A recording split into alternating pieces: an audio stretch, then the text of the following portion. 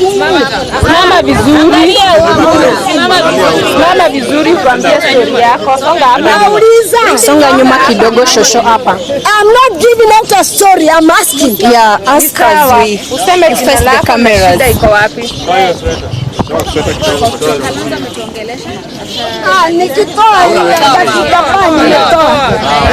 Okay, my name is Zahara. Just stand straight here. Oh, straight. Nitakushikia. Ongea tu. Ongea. Angalia. Mimi nasema. Ma'am, tunakushikia. Ruto. Kwani Ruto sio mtoto? Hazo rafandi ndio tunalipa. Hazo rafandi Ruto ndio tunalipa. I want my grandson. If not that, Ruto, I'm coming na mguu hii yangu Statehouse. And I mean it. Afadhali ungelinua mimi. Sikuwa. Grandson wako alifunga. I don't know where he is. Tangu lini mama? Kutoka wakati huo Githurai. Murajerate niwe, murajerate abatitia kwa batia. Where is my grandson? Na Ruto ndio. Ishmael. Ni wa miaka ngapi? 21 year old. Ni student. Yeah. Why is he? Ruto ndio alifanya hiyo maneno yote. Ruto utanipatia huyo mtoto ama unipatia wako? Si wako umeficha? Ni mkose hiyo mochari mnaniambia. Nitaenda kuangaliwa. Wai Ruto rutiga wana. Tokeria bashigana. 15 ya kutumalizia watoto Ruto. Uko na adabu. Shame on you 100 times. Anaitwa nani huyo mtoto? Ishmael. Ishmael nani? Kamau, Ishmael. Ruto nipatie mtoto yangu. Ruto nimekuambia unipatie mtoto yangu. Sina mchezo. Ninakuja Statehouse mguu. Na utanipatia huyo mtoto. Unipiga risasi mara 20. I might not die. Seeking for my grandson. Utatoa wako wanakura. Wetu wanahangaika. Let me talk the truth. Wake wanakura. Wetu wanahangaika. You could not have imagined. Kutoa ati amri. Are you chosen or you chose you? Shame on you 100 times. I want my grandson. And I need that boy. Wewe ndio utakuwa kwangu wewe. Utakuwa ukinipatia chakula.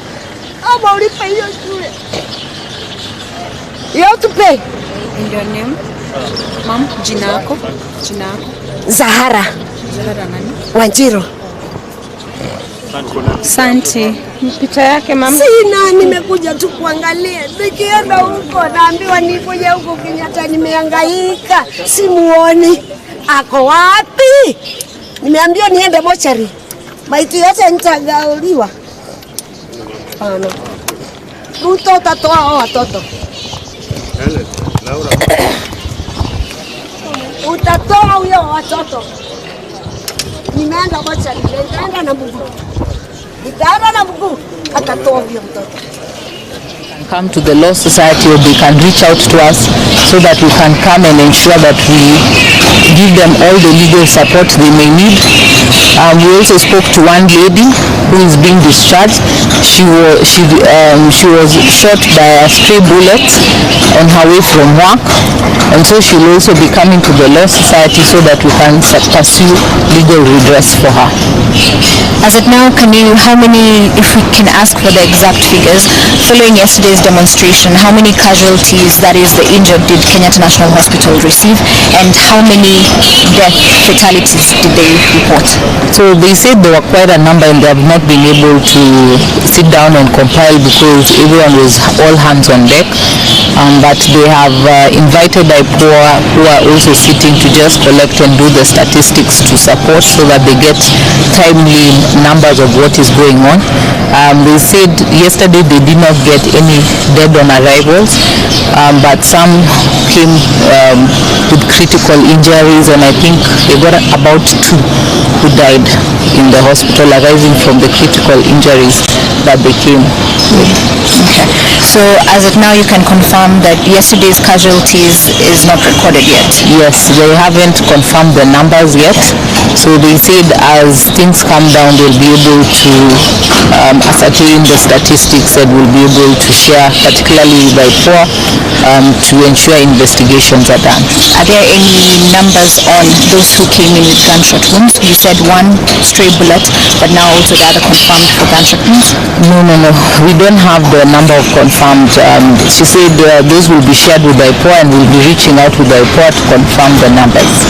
All right. Yeah. Does the facility need any assistance in terms of, yes, people came out to give blood in large numbers, any other donations or things that they would require to ensure that everyone receives the critical care that they so do need?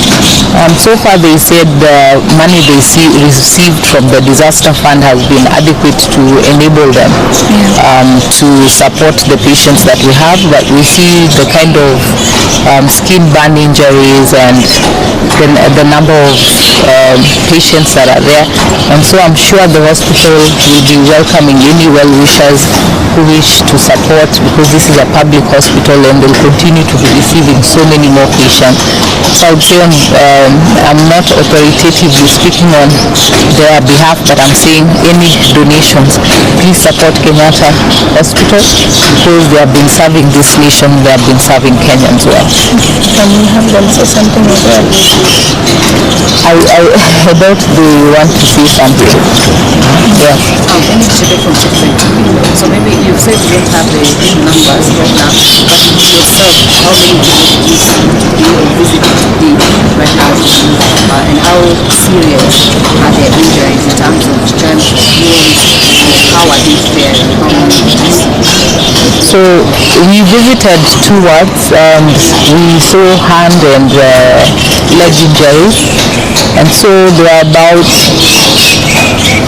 we really didn't count, but I say around 12, between 12 to 15 that we saw. But they are recuperating, most have already received surgery, so they're on their way to recovery. Can you probably maybe identify their ages in terms of young people, the gender also, Most are young people, very few elderly, but mostly are young people. I would say youth age to 35 and below. Yeah. The gender mostly men. The ward we saw mostly men. We only saw a lady as she was being discharged. So I want to go away a bit from the patients here in, and there's a question of the people who are seen as LSK driving, being on a red, I don't know whether we've seen it on a red car, and they're not dressing either condition. What do you have to say? And also compared to on a video that has gone around that a police officer was seen shooting directly on somebody, where we've also seen that. If we have LSK, what is your opinion on that? What as LSK we can say that we'll be filing a petition. Police should be able to be properly dressed and can be identified, so that people are aware that these are police officers. But to see police dressed as if they are part of the thugs, yet they are fully armed, it brings a lot of fear to the general public. And also the question of how can you hold accountable someone that you cannot identify, because the video with the red pickup, I remember even seeing it at the Supreme Court, and the plates were turned up, so you cannot see them.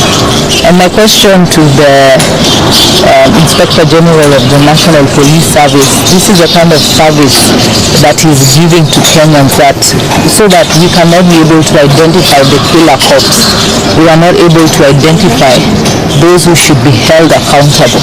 Because when you fully mask up and you're wearing a hat and you're covering your face with a bandana, the aim is to be able to perpetrate violence and with total disregard.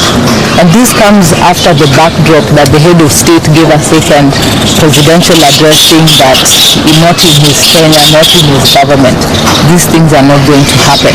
And these are part of the reasons that the continued mistrust by the members of the public reigns high, because the head of state speaks with one side and yet his actions or the actions of his agents say something else.